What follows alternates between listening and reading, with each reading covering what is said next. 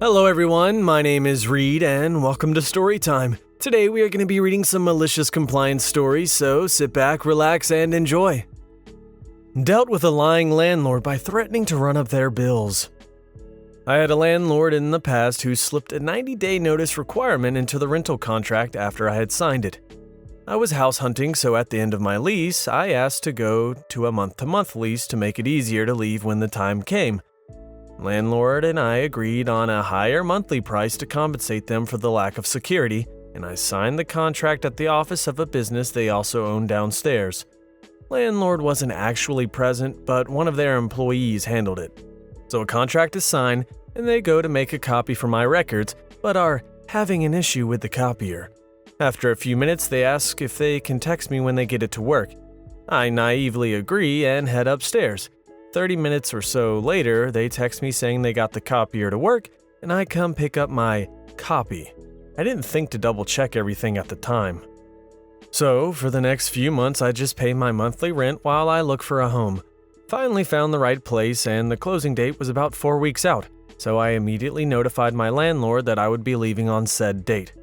Landlord responds that it's nice I found a home, but I would be responsible for the next 2 months' rent after that as well due to the 90-day notification requirement in the contract. I'm totally confused, so I go check my copy of the contract, and sure enough, there is a stipulation in there about that. I also noticed that my initials from the top and bottom of each page, verifying that I have read that page, have somehow mysteriously shifted to being doubled up at the top of the page after the stipulation, with none of the bottom of that actual page.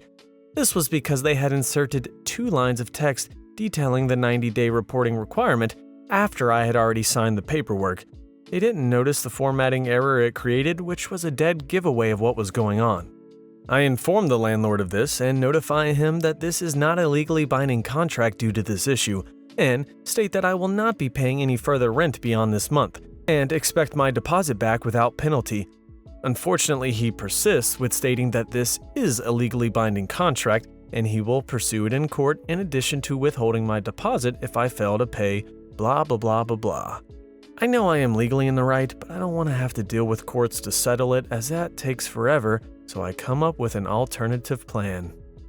The one thing he hadn't thought about was the fact that the contract included all utilities, as the unit didn't have separate meters and did not have any language forbidding excess use of them. It just so happened to be a particularly cold winter, so I informed my landlord that if he wanted to persist with his demands, I would be inclined to leave all of the windows open, crank the heat as high as it would go, open the refrigerator door, run the water 24/7, etc., and if he entered the apartment without my permission to turn any of these items off, I would report him to the police. I got confirmation that he would not pursue the extra month's rent or security deposit within 20 minutes. Yikes, I have definitely learned a lesson from this story, and that is to not trust anyone whatsoever, especially when it comes to contracts. I'm going to be more diligent in my future experiences with contracts, that's for sure. You just said you wanted it moved. You didn't say when. So a little background. My husband and I currently live with our in-laws. We do pay and help out with things, so we're not freeloaders here. Currently, we're packing for a move, which is coming up in just under 2 weeks. Mother-in-law decided to host a party at the house, even though we're currently working in several different rooms. The room that is causing the issue is the dining room. The food for the party is pizza, which does not require the dining room at all. Edit. We're moving in less than 2 weeks. She's been really against it and has made a lot of things difficult, constantly arguing and trying to make us change our plans to accommodate her. It's been frustrating and tiresome to deal with. So, last night we were watching a movie. It ended around 10 p.m. Husband and I go into the kitchen to clean up. We cook dinner and refresh our drinks before bed. Mother-in-law follows into the kitchen and immediately starts. Mother-in-law, you need to move everything out of the dining room. I want to clean this weekend. I won't have time next weekend. That's when the party is. Me. Does it have to be this weekend? We can clean it up a little later this week when we have room to move the boxes upstairs. No, I'm working. I won't have time. It has to be this weekend. Okay, but there are 3 other people in the house. Why does it have to be you this weekend? You can do the living room and we can clean the dining room. It's just wiping the table and vacuuming. We can do that after we make room for the boxes." "You mean it's not going to be cleaned? You can't just leave your stuff out." "It's just till like Wednesday or Thursday until we have more room for the boxes. It'll still be clean." It basically just continued on like that until I told her that in 2 weeks she wouldn't have to deal with our stuff ever again, to which she replied that there was a party in a week, so it still had to be moved. At this point, father-in-law told her to shut up because I guess he was tired of her arguing and recognized that she was getting on my last nerve. Fast forward to this Saturday morning, I wake up around 6 a.m. every day. I waited until about 9 a.m., then came downstairs and began loudly packing the dining room and moving our stuff around. Mother-in-law sleeps in and doesn't get up until well after noon on the weekends. So my packing woke her up and she came out to stare at me with this priceless, angry expression. I just smiled and continued marching up and down the stairs with my boxes. Once she realized I was not planning to stop, she got up for the day. That, of course, is when I went and did something else. You insisted that I move my stuff. You just didn't say when I had to move it. Oh man, if you usually wake up at 6 a.m., OP, that's when you should have done it, because that would have been priceless. How I got a teacher to write 100 lines for me. Okay, quick preface. I'm in my 30s, I went to high school in the 90s, and schools had a very different climate back then. I recently recalled this and thought I'd share it to hopefully give a few other people a laugh. Realize it fit better here than r/school stories, right after posting it there. Oh well. Quick background info. I was in special ed, not from any disability, but due to extreme hyperactivity, and I mean extreme. Though I was pretty much over the hyperactivity by the time I hit high school, it's not easy to get out of special ed. By this point though, I was in 100% regular classes and just had one class a day instead of a study hall, with a special ed teacher who was basically there to help me if I needed help with any of my schoolwork. Because I was in special ed, I had what was called an IEP, no idea what the acronym is for, which was basically just a list of learning aids I could use if I needed them. Things like extended time on tests. I never actually used any of them, but I always had the option. One day, another kid did something. I got blamed and was sent to detention. Now, like I said, I was a hyperactive kid and ended up getting detention in school a lot, but I was also very headstrong. If I felt that I had done something wrong, I'd accept whatever punishment without complaint, which, to be fair, happened pretty frequently. But if I felt I was being punished unjustly, well, I usually ended up raising enough stink to warrant a real punishment anyways. So I get in detention with a teacher I'd never seen before, and for the first time in my life, I had a teacher to tell me to write lines, a punishment which I thought had died with the 70s. Remember those aids I had access to but never actually used? So I say, okay, I just need to use computer transcription from my IEP, so I'll do the lines on the computer. I proceeded to type out the line once, copy and paste it 100 times, look over at the teacher and say, done. I was a fast typer back then, 130 words per minute fast. You'd be surprised what hyperactivity can be channeled into. So this was all about 20 seconds after I sat down at the computer. Teacher wasn't exactly happy with that, refused to accept it, and told me I'd have to do it by hand. She wouldn't let me use the computer for this. Now understand, a teacher could decide not to accept one item from an IEP for a given assignment, within reason and with cause, but they cannot, by law, deny multiple things meant to address the same issue. In my case, I have barely legible handwriting, so I had multiple options to allow me to not handwrite my assignments. If requested, they have to make accommodations for said aids. Me, okay, I'll use dictation from my IEP then.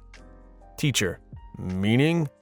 I say the line verbally and a staff member writes it down for me, and it looks like you're the only staff member here. And that's how I got a teacher to write 100 lines for me. I actually have to give it to her for sticking it out and writing all 100 lines rather than dropping the assignment entirely. I totally understand what OP was going through. Whenever I got blamed for anything that I did not do, I threw a fit about it. And I still do, actually. Just Know Mom Punishments and My Solutions. This is a series of short stories.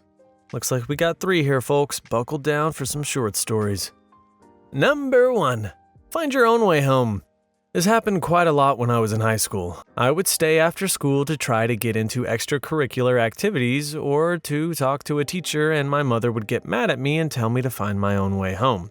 I was close to the treasurer of the school, so the first time I just talked to her and she gave me a stack of bus passes. And then the second time, I literally walked the 2 to 3 hours it took to get to my house. Number 2. You don't pay the phone bill. So this one was because I refused to give my mother the password to my phone, so she decided to try and take my phone. I bought her phone, so I decided to say, well, give me the phone I bought. She then said, I pay the bills, so I have control. She then shut off my phone, even though she refused to give me rides to school and work. She did this on a Thursday and I got paid that Friday. So the next morning, I got up early, took the bus to the phone store and bought myself a new phone and started paying my phone bill. Number 3. Get the freak out of my house. She didn't think I'd actually leave. This was this summer. She got mad at me for playing my music when I was getting ready for work. She was also refusing giving me rides to work. So I just finished looking for my headphones when she told me to shut off my music, so I said no. She comes bounding into the front of the room and threatens to hit me. I make my way past her and out the door, and she tells me not to come back, that her doors are closed to me. So after my shift, I asked my sister to take her out to dinner, and I packed up my stuff and moved in with my boyfriend. Freedom, finally. She then calls me throughout the night to wonder where I am and why I wasn't home yet, and where was all my stuff. So I texted her, you told me to leave, so I left. Yikes, a perfect example of be careful what you say, because you never know who's listening and if OP is going to take it to the extreme. I need you to put a base layer down. When I was just out of high school and trying to figure out which direction to take my life, I worked for a movie theater. I was trained to work every position in the theater, but my primary spot was as an usher, which tore tickets and cleaned theaters, but during winter we also took care of the sidewalks outside. One of our managers, we had 6, was a bit of a prick, and he liked putting down a base layer of salt ahead of any snow. So one winter I'm closing the theater down. That involves me staying until every single theater lets out, making sure everyone gets out of the building, and checking the rear exits of each theater to make sure no one is stuck in the stairwells. It's around 12:30 in the morning. I'm in the very last theater, and there's maybe 5 minutes left before I can go home. He finds me, says there's weather 2 gosh darn states over, and needs me to put a base layer of salt down. Okay. I grab the key to our salt shed and head out. As I'm opening the door, I hear my name. I look over and see him wave to me, get in his car, and drive home. I wasn't happy. Now, normally it would take about 3 50-pound boxes to put down a good layer of salt around the entirety of the building, and it's a large building. But he put me in a bad mood. You gonna make me come out here and do this, then leave me? Okay, fine. I put down 16 boxes, 800 pounds of salt into those sidewalks. There was more salt than sidewalk. When I came in at 5 the next afternoon, they were still sweeping off excess salt. I was asked what happened. I told them, and that's how I deleted a phrase from my manager's vocabulary. Now, I think this is the true definition of getting salty right here. Alright, that's all the stories we have for today. If you liked what you heard, then subscribe for more content.